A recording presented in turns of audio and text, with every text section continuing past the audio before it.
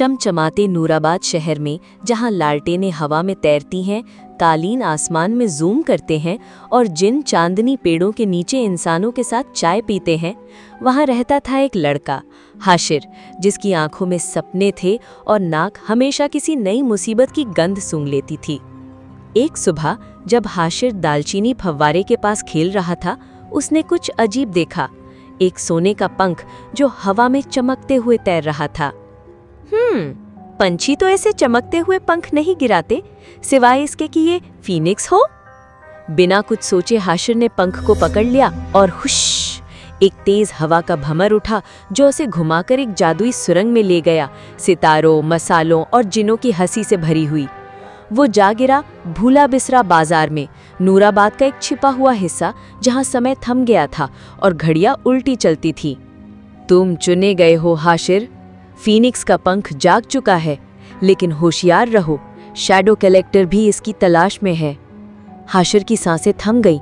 Shadow collector, वो दैत्य जिन जो रंग, आवाजें और कभी-कभी बच्चों के सपने भी चुरा लेता था। लेकिन हाशिर डरा नहीं। वो उल्टे लटके मसाले वाले टेंटों से गुजरा, उड़ती बकरी पर चढ़ा और एक नींद में नाचते ऊंट को चकमा देकर पहेली द्वार पार कर गया। जिसके पास हिम्मत और उड़ती चप्पल हो, उसे नक्शे की जरूरत नहीं। जैसे ही सूरज नीला हो गया, क्योंकि जिनों के वक्त में ऐसा ही होता है, हाशिर पहुंच गया आग के पंखों के में। जैसे ही उसने फीनिक्स का पंख प्राचीन वेदी पर रखा, धड़ाम, शैडो कलेक्टर आ गया।